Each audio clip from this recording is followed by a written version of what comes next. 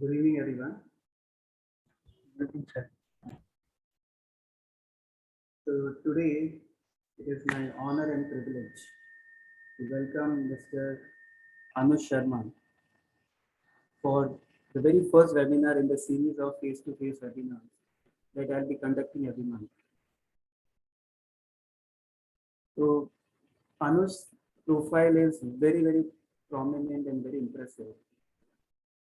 So I can speak at length about Anuj's career, Anuj's achievements, his successes at length. So I'll just give a brief introduction about Anuj. So Anuj is a social entrepreneur and a development practitioner with almost 18 years of experience in designing and scaling up of low cost, high impact, large scale sustainable solutions for the undeserved communities across India. He's an engineer by training. He's a postgraduate diploma in rural management from a very prestigious college that is INMA, Indian Institute of Rural Management, Anand. And he is also an Amul Tata scholar as well as GSBI fellow. He led scale up of Piramal Sarvajal, a pioneering social enterprise, providing safe drinking water to more than 8 lakh people daily across more than 1800 locations in India. He is collaborating with various CSR, that is corporate social responsibility sponsors, franchisees, universities, international aid agencies, state and national government bodies for serving rural as well as urban communities. Before May 2009, as part of the national leadership team of Pratham India, an education non-profit, he built and led the Rajasthan chapter of Pratham. He has been a speaker at platforms like The Economist and the UNGCNI. He is also a CMO Asia awardee, a member of several committees and consultations, and a guest faculty at premier institutes like IIM Ahmedabad, IRMA, SET, and EDII. And he is contributing his learnings and insights on working with last mile communities while leveraging technology in decentralized models. So I must say it's a great honor for me to have Anuj Sharma on this August platform. Welcome once again and good evening. How are you, Anuj? I'm good, and thank you for the kind words. Thanks a lot, Himanshuji. So we'll begin with the webinar. Sure. Okay, so most of my students were watching online on YouTube and Facebook, and few of them have joined on Zoom meeting as well. So most of these students, they are aspirants of engineering and medical colleges. Most of them, they are in their grade 11 and 12. Okay, and they all want to become, they are aspiring to become engineers and doctors. Mhm. And they look up to you for some kind of guidance. They want to know about your big picture of the journey that you had undertaken in last probably 20 years, and which is probably that they are going to undertake in a year's time. Mm. So the very first question that most of them they are interested in is they want to know about your journey, Mhm. your academics go, how was your professional life, how you finished your engineering, and how what motivated you to pursue your management post graduation from IRMA. So that is what they want to know. So over to you, Anuj. Wow, perfect. That's a great question. Allows me to reflect on my journey once again. So, hello everyone, and keeping the age group and the exam that you are preparing for that in mind, I'll sort of pick up the relevant parts of my personal journey here. So just to give you a quick 1-minute brief of my own background is both my parents were working with state government. Okay. So they were both in transferable job. That meant saying I had to go to different places, right? But thankfully, during my childhood, they were more or less stable. They had more or less stable postings, which meant saying I studied in 2 or 3 different cities, not like 10 or 15 that many of my colleagues that I have known had even more, I should say, even greater exposure of the state, and in some cases where the parents were central government employees, the greater exposure of the entire country. But anyway, this is one part which sort of tells you saying there was a role of being in different cities and building new friends and making new friends in different sort of school settings and different community settings. Right? So that's one thing that I believe shaped me in my ways of thinking. Now, primarily in our family, actually, studies and beyond the curricular studies, knowing and sort of kind of there is a respect for knowledge. So that I think I unknowingly and subconsciously imbibe. Now, beyond that, I actually went to school like all of you did, right? I was in a private school from standard first to standard 8. And this was a fairly notorious city. It's called Bharatpur in Rajasthan. I don't know whether some of you know about it or not. Today, I believe it has improved a lot. Then I was in a public school, meaning in a government school in Rajasthan, my hometown, Bikaner, for 4 years, right? And, we had all kinds of challenges. Half the time, sessions were not being held, and half the time, laboratories would not have the experiment instruments that we were supposed to carry out as part of curriculum, but that's okay. I went for coaching to this famous city of Kota, which at some point in time acquired the halo around its, image, saying, oh, this is an engineering producing factory or whatever you want to call it. And now here is the tricky part and interesting part for all of you, and I want to share with you. I didn't make it to IIT. That's the point number 1. Okay, and that doesn't mean be all and end all of life. Okay, so what has been interesting, or what was driving me even in those early years, I would say 3 or 4 things. Like all of you, and maybe 5 years back, what you could actually sort of reflect when you were in 6th standard or 8th standard, maybe, you guys would have some dreams. My dreams were I wanted to become either particle physicist or astrophysicist. You just, today I laugh at it, right? The smallest thing versus the largest thing, but I just had these 2 notions about myself. I wanted to do something in this. Part of me wanted to become a fighter jet pilot also. Yeah. So now you can realize in engineering and MBA and management and running a company and becoming a social entrepreneur, etc., were just not on the radar in those formative years. That's okay. But what I think has shaped, more importantly than anything else, is this whole idea of curiosity and investigative nature. So say as a child, I always loved Sherlock Holmes stories. Okay. I think the curiosity is what drives science in general, right? There is one theory, then another 20 years, there's new theory, and then experiments are conducted, and the new theory is better at explaining the phenomenon. And this is how the science sort of moves further, right? So honestly, in one line, I would say the journey has been zigzag.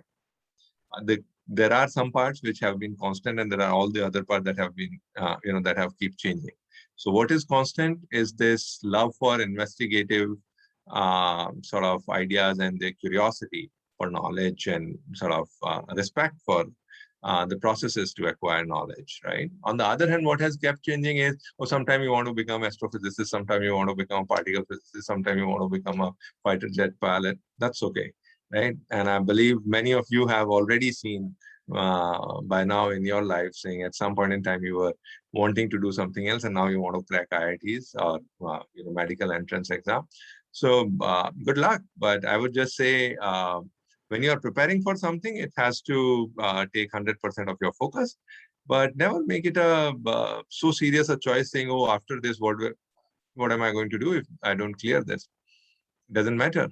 Life has much bigger plans for you. So I hope I have amply answered that one, Himanshuji. Yes, yes. And they also wanted to know what motivated you to take up rural management as post-graduation. So, okay. See, I come from a family, and not my parents only, but even the grandparents, where I sort of from almost every conversation kind of absorb this idea that whatever you may do in life, it has to change the situation as it exists outside, right? So you have to have a sense of purpose. And I think I was sharing a story some time back. I'm sure some of you have actually come across the same story. So it's a story about a layman walking into a village where there are three people who are working, three masons who are working on a stone, right? And the first person is asked by this visitor, "What are you doing?" And this guy looks at him and says, "Can't you see? I'm breaking stones." And while this guy could see, right? But then he sort of doesn't lose patience, doesn't get into an argument. He moves on to the second person who's working on this stone. And he says, "Hello, sir, can I ask you, what are you doing?" And he said, "Yeah, we are building, we are preparing for the roof for villages. Village is going to have a school. For a school building, we are preparing roof. And for that, I am getting this piece of a stone ready." So now you can already recognize saying the same work being done by two people, but they are sort of looking at it differently. And then this guy goes to the third one, saying, "Sir, what are you doing?" And he says, saying, "Well, we are trying to build future of our, children of our village."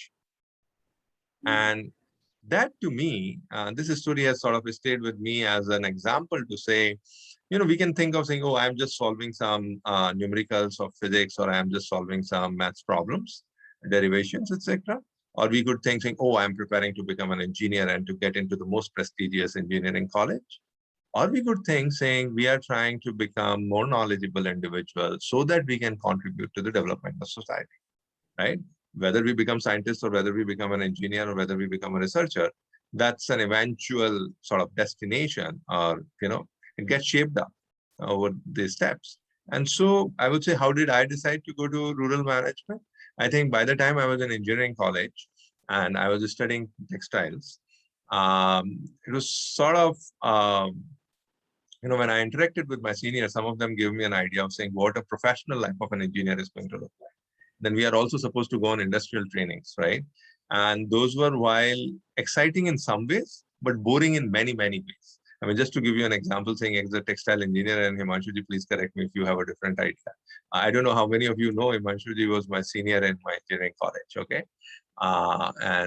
So that's how we know each other. So the point is, yes, there were some parts which were exciting, but many other parts, like you would imagine saying as an engineer, you're going to get to try and run experiments and change settings of the machine, etc. None of that is allowed. There is a production regime that runs, and at max, you look at the quality and you refer it to saying mechanical engineering, this is the fault, electrical engineering, this is the fault, and the other guy comes and sort of repairs it.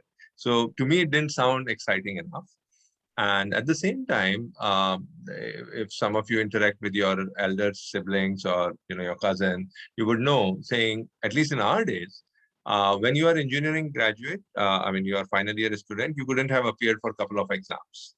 Okay, meaning, let's say if you wanted to give short service commission for getting into armed forces, you couldn't have given it without clearing your degree. If you wanted to give, I think, bank PO exam, you couldn't have done it.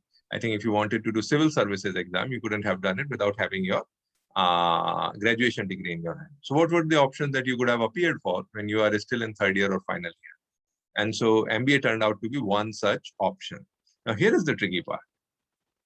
I think in those days, especially now, though it has become quite a bit of a trend, social development as an idea was not very vastly.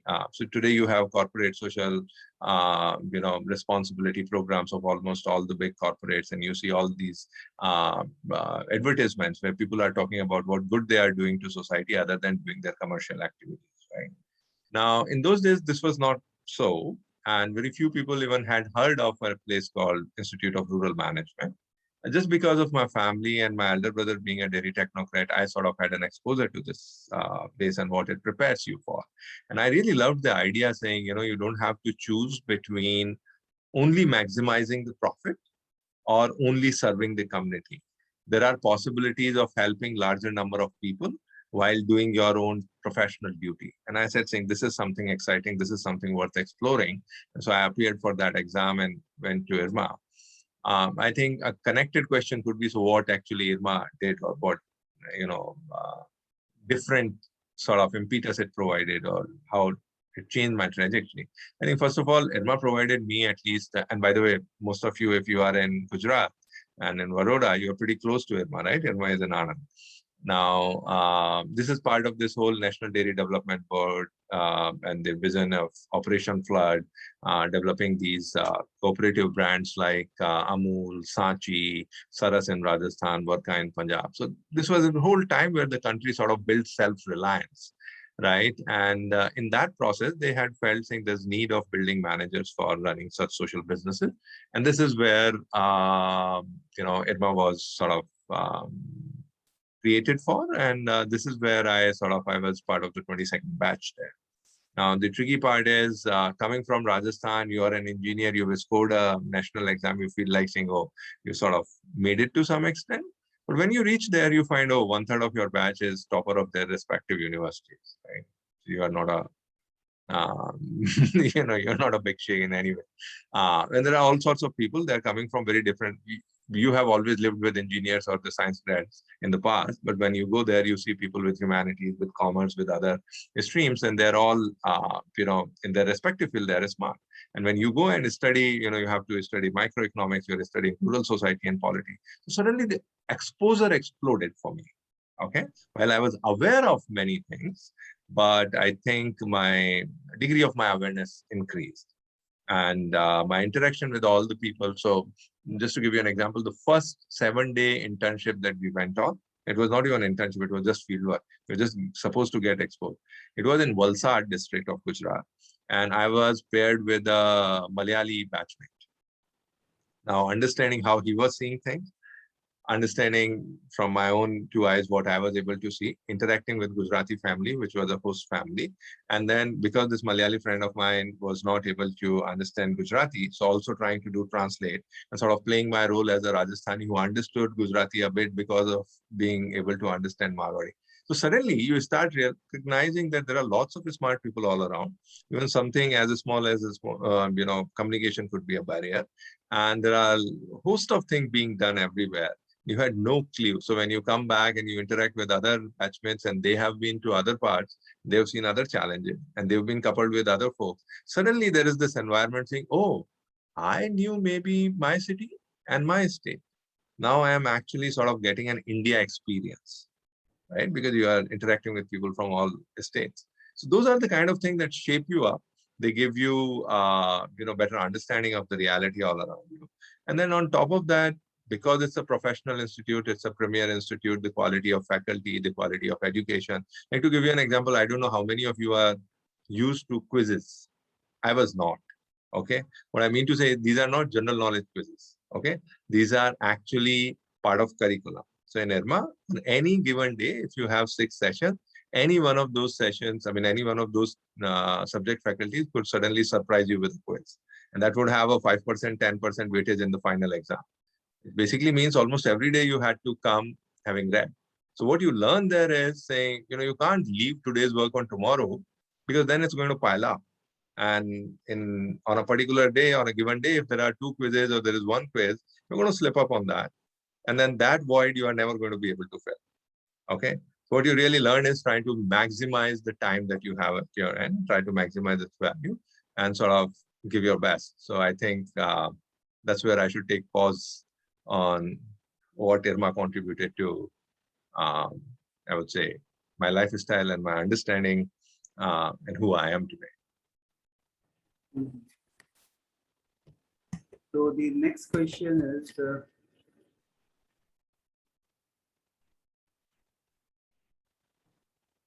most of the students in their grade 11 and 12, they are facing the issue of managing their time. And the issue is more pronounced because of a lot of distraction these days. When we were in our class 11th and 12th, we had only one TV and probably few channels. Now they have plethora of options to entertain themselves. They have gaming software, they have many web series to watch on, and also a lot of social media platforms. So what I am generally facing the question from student is that how to manage the time, how to manage distractions. in this case? How do you what is your best suggestion to these students? Because they are preparing for a very competitive examination, but at the same time they are exposed to a different type of challenge which was not there in our times. What's your take on that? Honestly, a difficult question to answer. Yeah, because first of all, we didn't have these distraction in those days. Okay, so let me put that out.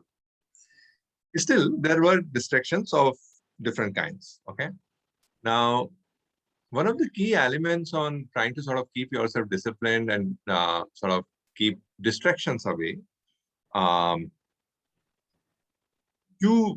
strategies sort of, behavioral economics research today also talks about, right? I mean, they have tried to do research where, people are given a cookie and the other people who are made to sit next to a plate full of cookies, which are really looking great and they have good fragrance. But the people are actually asked to solve some complicated questions. Now, obviously, they are getting distracted and they are on purpose in the experiment. They have been kept slightly on the hungry side. They've not been fed and they've been operating, let's say, for 2 hours. And in such situation, you suddenly realize that the willpower sort of gives up, right? And we feel like saying, okay, let's have the joy of having the cookie, and we just forget the experiment is about willpower, and we need to sort of continue to hold our attention on the work assigned. Now, what kind of experiment those people have run? They have tried to put, the cookie jar, instead of that being on table, you can put it aside somewhere else, which is what? Taking your phone and saying you're going to take a test or you're going to be studying for next 4 hours, then you can put it on silent, but don't keep it in the same room, because even if its light sort of pops up, saying this is going to distract you. So you can actually place it away. Another thing, just to tell you, 7 years back, I just decided saying I don't want to stay signed in onto Facebook. It was not even the times of where, the smartphones had taken over all parts of life, right? But I just decided and have never sort of felt the need of going back to it. Okay. So you can actually do it and you can sort of shut it out. There's another strategy where you say, okay, I'll do a little bit of it, but I'll do a disciplined piece of it. I'll do only 5 minutes of it, 10 minutes of it. And I have assigned hours saying at 4 p.m. to 4:15 only, I'm going to look at my phone. And 10 to 4, I'm studying, and then I'm going to play. Another thing which many of you may not be able to connect with, because I myself did it a little late in my life. All of us who are preparing for exams, etc., we suddenly get into a sedentary lifestyle where we are either studying or sort of, watching something on some screen, be it phone, be it iPad, be it television screen. And we are not being physically active enough, right? And I also have felt saying if you give half an hour to an hour of physical exercise or playing a sport, etc., your willpower actually improves. And you are able to say, okay, I know saying what my purpose is. And I have done 2 bits of my 15 minutes Facebook watching or whatever, surfing. Now I'm not going to go back to it. So I think these are some strategies. One is keep it away. Another is time it down. The third, I am saying, if you keep yourself a little physically active, it will give you a better sense of control on your own well. And lastly, now this is most important in my mind. I don't know how to implement it for each one of you, but you'll have to think of your own.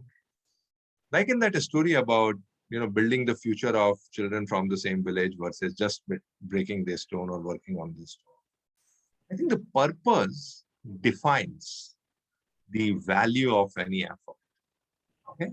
So when you say, oh, I'm just going to appear for an exam, or I'm just going for a coaching institute session, and meanwhile, I'll cheat on it and I'll just do 5 minute, 10 minute sort of surfing session. Because the purpose is just attending a session, I think surfing doesn't look like very harmful. But when the purpose is to, become a really well-known and respected professional or a scientist and actually make an impact towards humanity's standard of life, I think you'll have a hard time convincing yourself to spend that time on Facebook or any other distracting tool, right?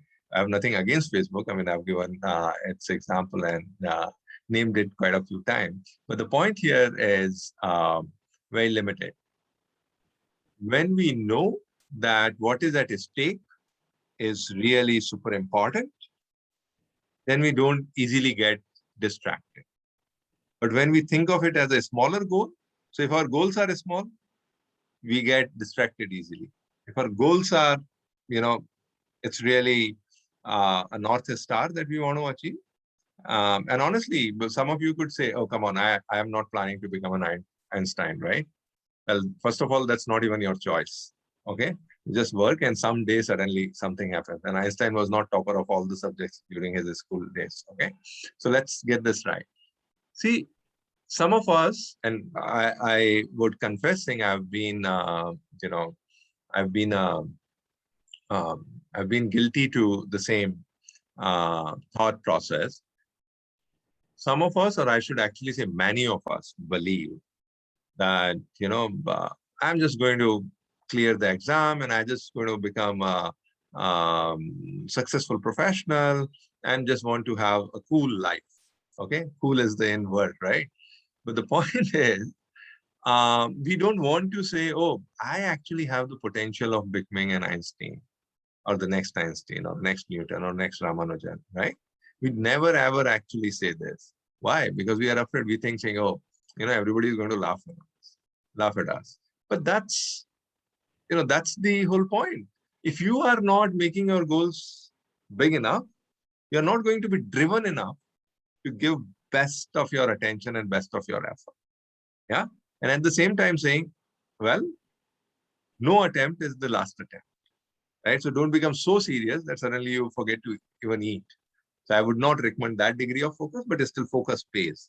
And the bigger your goal is, the easier it will become you to ignore the distraction. I don't know whether this is helpful, Himanshuji. Over to you again. Yes. I must say that you nicely articulated the importance of avoiding distraction in terms of attaching purpose to what you are doing. Unless until you are feeling the urge to achieve what you are actually doing in these 2 years. Yeah, especially think of the people who are preparing for medical exams, right? I mean, if you are thinking, saying, I just want to become a doctor and earn a decent salary and have a cool life, I think you're really aiming very low.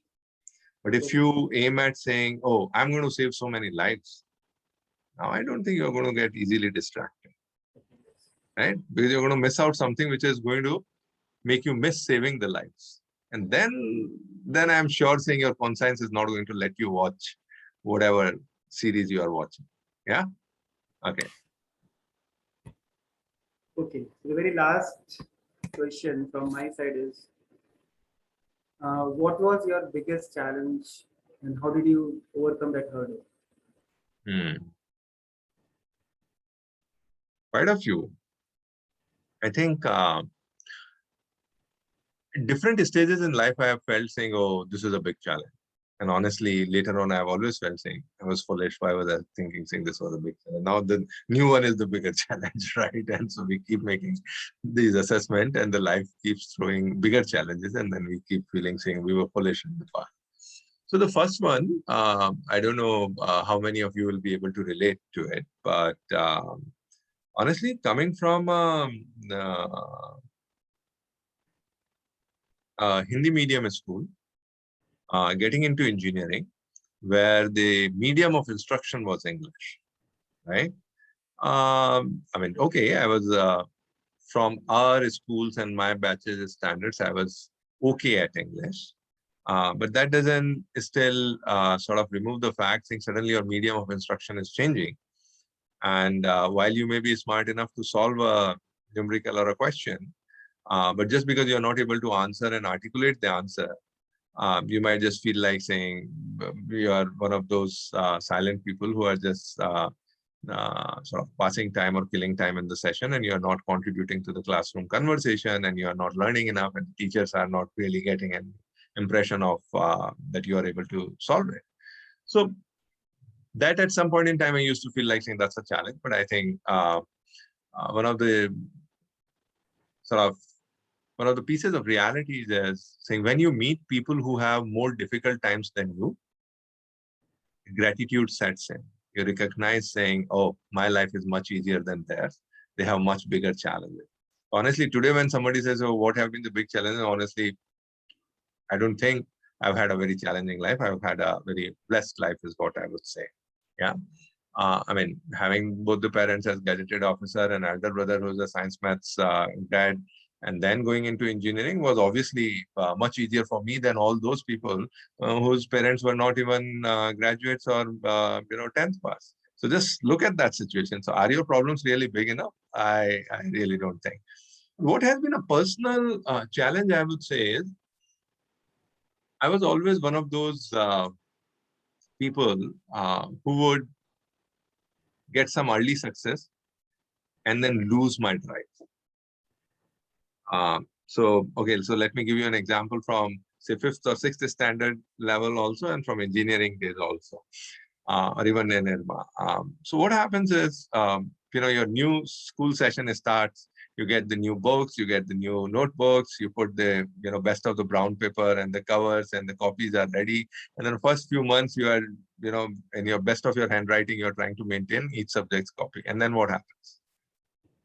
Then suddenly somewhere you start slipping, maybe you fall sick for a day or two, maybe some exam you don't want to appear for, maybe your cousins come over from some other city, so you want to spend time with the family, and then something happens, and because of which you start slipping on it. Once you start slipping on it, it starts piling, okay, and that gap sort of keeps increasing. Just because you have done well enough in the first 1 or 2 months and you've gotten, let's say you were the topper of the first test, the second test, you start feeling like saying, yeah, I can manage it. Don't worry, it's not difficult. But by the time you are in half yearlies and your final exams, I think that overconfidence sort of gets you into trouble, where there's just too much which has piled up. So more than failure, I think the success and early success in multiple things has been a challenge, because then you would lose the drive. You will not put your best effort. I've done the same mistake in my engineering days and in my IRMA days. Not that I'm using, oh, mera 5 marks zyada aage hote to kuch zyada badhiya hota. No, that's not the point. But the point is recognizing and sort of reflecting on your own tendencies. So most of our challenges are within us, is what I would say, right? And at least I have found saying I very easily used to get distracted when I was successful in initial sort of period of anything. Let's say in a cricket match, if it's a 20-over cricket match and in the first 6 overs you have already scored some 80 runs, you feel like saying, oh, it's going to be easy. And then suddenly your team starts losing wickets, and the next 4 overs they sort of lose everything. This is quite possible. So, keeping your head down and focus on the work, that has been a challenge, especially after early season. When you are failing, then keeping head down and continuing to push, I think that was always easy for me. Yeah. So I sort of got more energy from the pushback or failure, but success was always a slippery slope. Yeah.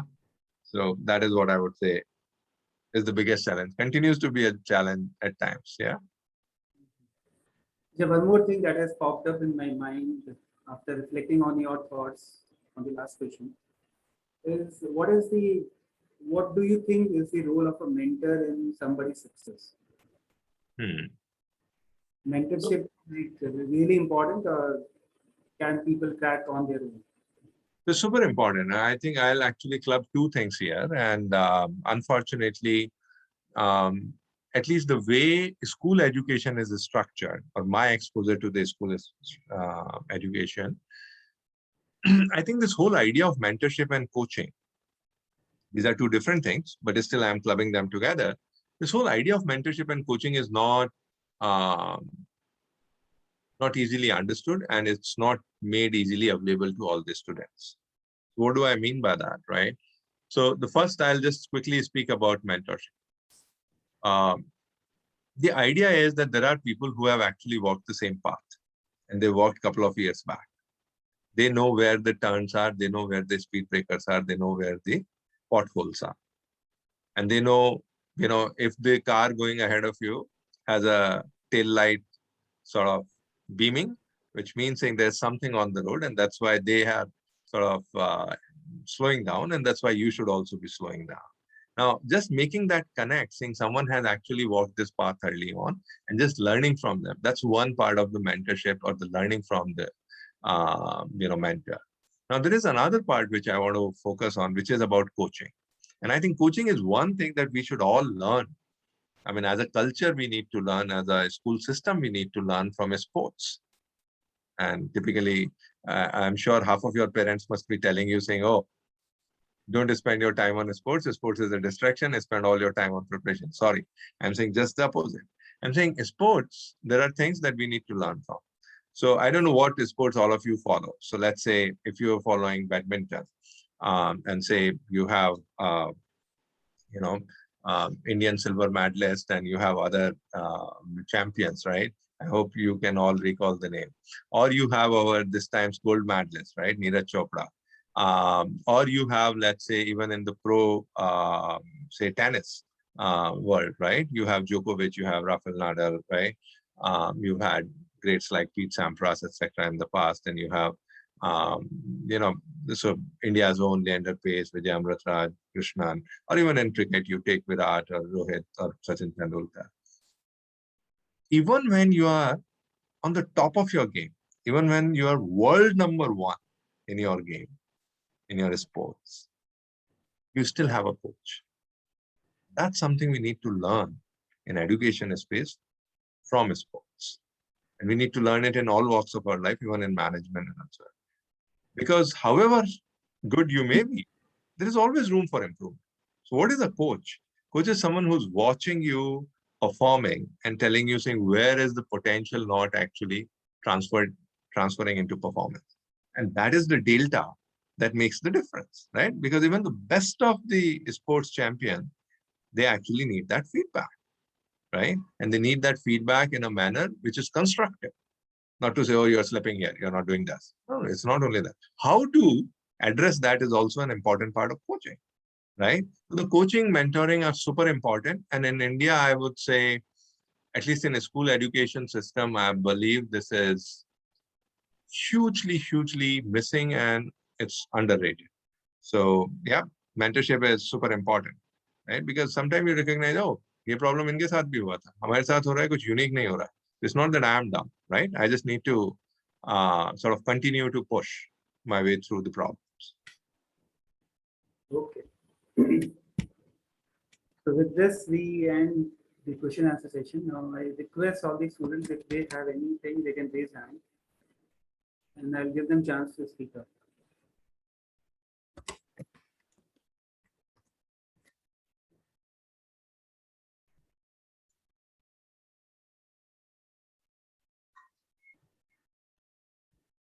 I guess there are no questions.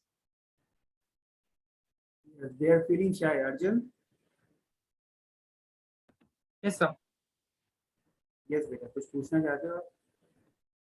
As I'm thinking of a question. No pressure.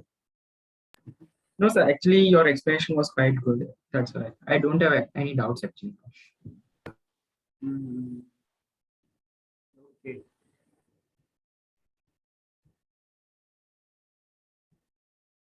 Samar, Anuj. There's another Anuj here. So one more thing that I wanted to share with my students is that I'll share the profile, LinkedIn profile of Mr. Anuj. So if you wish to connect with him for any kind of networking, he has accepted my request to accept such invitation. तो आप उनके साथ बाद में भी आप बात कर सकते हैं. You can get in touch with him. So he might help you maybe sometime later in life. Okay, and that is what is important. Mentorship and mentee relationship जो अनुज जी ने आपको बताई है, उसका इतना importance है that you might realize it maybe after 10 years down the line. And if you build a strong network and you start developing that kind of relationship with people in higher authority like Mr. Anuj, that is always going to help you, because Even a small advice of 5 seconds will change the course of your career. So I would suggest, highly recommend all the students that they should always get in touch with and develop their own profession network. The best platform is LinkedIn. So at the last of the session, now I would request my colleague, my father. Yes, sir, I have a doubt. Bolo Joshua, bolo beta. Sir, I would like to have your opinion on like after my 12th, what are the benefits of studying in abroad? Like, does it benefit us anyway? Like studying in abroad? Like it's basically a Mhm. question. No, I think it's a valid question, and honestly, so there are two ways of looking at it. One is to say there is never a negative of studying, whether you study in your country or abroad. What I mean to say is, if you want to pursue studies and higher studies, why not? Now, after 12th, would you like to go abroad? And so there are at least 2 to 3 aspects of it. One is obviously it's financially demanding. So unless you are claiming some scholarship, etc., it becomes a question of not only your abilities, but also the abilities of the family, the financial abilities to support. So that's one thing to keep in mind, right? Is there a value? There can be value, but depends. Why are you choosing to go abroad? There are people I know who could not face the competition in India just because we are a large country, we have huge population, and there are people who could not get through the exams. But at the same time, they loved the subject and they wanted to study the subject. And they said, saying, oh, this system is not going to let me in. So wherever I have a probability, let me go there and study, and I'll come back and I'll prove my worth. I know of such people who have had clarity of what they wanted to pursue, and their parents could support their ambition of pursuing it abroad. And in such cases, I would always say, yeah, why not, right? The third element, I would say, there's always value of exposure. Now, I don't know whether others will support this view. I would say, in my opinion, exposure is even more important than education. What does that mean? So say if you come from one city, let's say you come from a city, say Baroda, okay? Now, if you go to an engineering college, say LD college or any place within Gujarat, you'll definitely interact a lot with other people from other cities and districts of Gujarat. And if you go into IITs, let's say you go to IIT Delhi or IIT Trichy or wherever, right?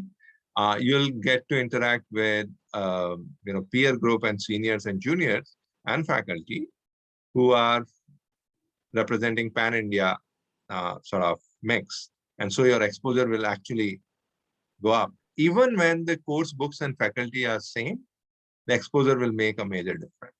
Now, taking that same logic to the next step would mean if you are going to a place which is really reputed to get the smart students from world over, regardless of where in abroad. Because in abroad, you can also go to places which are good for nothing.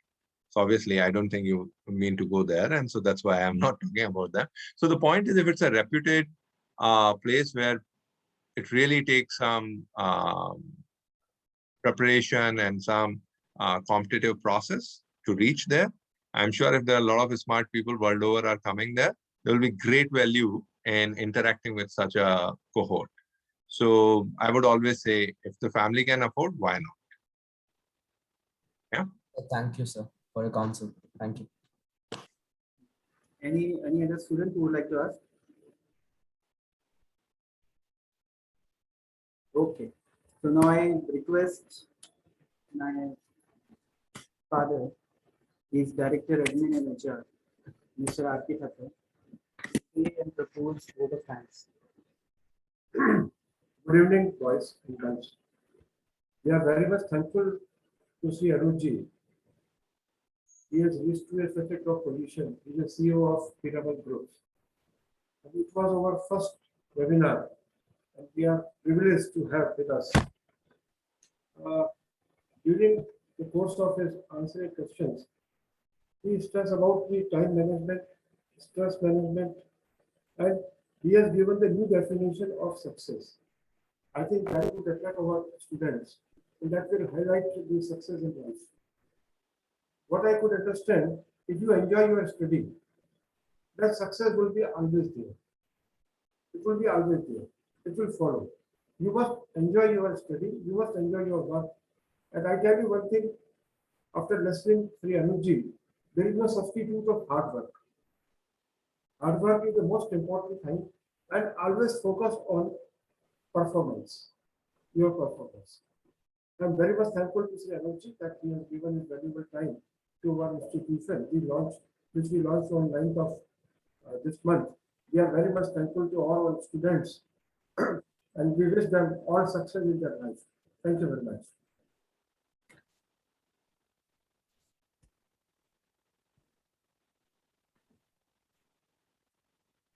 So I hope all my students, they enjoyed the session and they got benefited from the views of Mr. Anuj. We have one more student, Malhar, who has just joined in. Malhar, would you like to ask any question?